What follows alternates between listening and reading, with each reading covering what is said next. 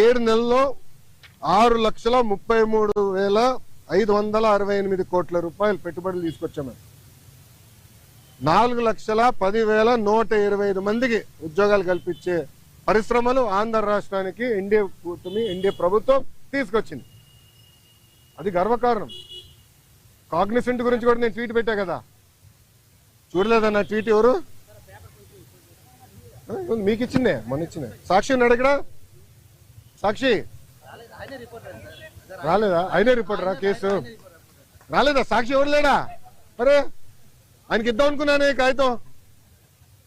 ఇదన్నా చూడరా భయ్, కళ్ళు తెరువు అని అనుకున్నా. ఇప్పుడు మీరు చూడండి, బాబు గారి డావోస్ కి దాదాపు 1997 నుంచి వెళ్తున్నారమ్మా. డావోస్కి వెళ్ళినప్పుడు ఎప్పుడు ఒప్పందాలు చేసుకోం. డావోస్ చర్చిస్తాం, ఇంట్రెస్ట్ ఎవరికి ఎలా ఉందో డిస్కస్ చేసి మళ్ళీ తిరిగి వచ్చిన తర్వాత ఒప్పందాలు చేసుకుంటాం.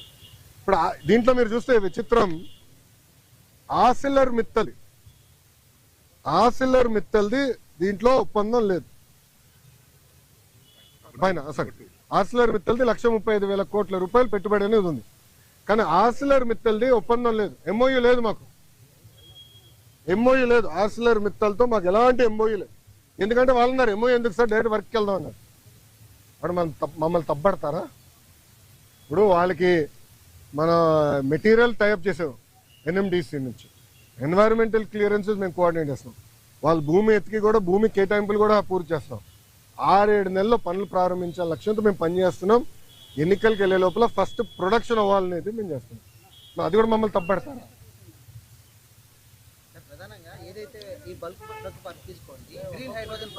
అవును, ఇవన్నీ మంత్రిగా నేనున్నప్పుడు సంతకం పెట్టాను. ఇది టీడీపీ ఎందుకు క్రెడిట్ తీసుకుంటుందంటూ కూడా మాట్లాడుతున్నారు. ఏం సంతకం పెట్టాడు స్వామి మంత్రిగా? మళ్ళీ కంపెనీలు ఎందుకు రాలేదని అడుగుతున్నాను నేను. ఎందుకు మీరు శంకుస్థాపన చేయలే? ఇది ఎట్టుందంటే కియా మోటార్స్ ఎవరు తీసుకొచ్చారు మీ అందరు బాగా తెలుసు. ఆనాడు కియా మోటార్స్ తీసుకొచ్చి చంద్రబాబు నాయుడు గారు అహర్నిశలు కష్టపడ్డారు. 16 నెలల్లో ప్రొడక్షన్ తీసుకొచ్చారు. వైకాపా ప్రభుత్వం అధికారంలోకి వచ్చిన తర్వాత ఒక ఈమెయిల్ సృష్టించి, గతంలో రాజశేఖర రెడ్డి గారు ఈమెయిల్ పెట్టారు, ఆ ఈమెయిల్ వల్ల కియా మోటార్స్ వచ్చిందండి. ఇంకేం చెప్పాలి స్వామి? టీసీఎస్ కూడా క్రెడిట్ తీసుకున్నారు, మీరు చూసారో లేదో. టీసీఎస్ కూడా క్రెడిట్ తీసుకోవడానికి ప్రయత్నించారు. మేము తీసుకొచ్చి నేనే చంద్ర గారితో మాట్లాడి ఆయన ఆఫీస్కి వెళ్ళాను స్వామి.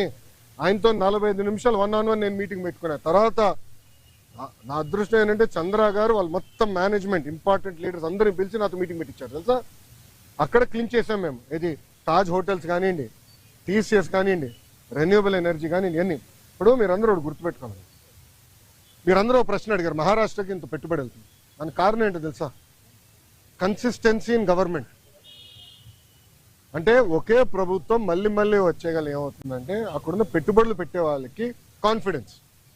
డావోస్ లో ఒక పారిశ్రామికవేత్త నేను కలిసాను, మన ఆంధ్ర రాష్ట్రంలో పెట్టుబడి పెట్టాడని.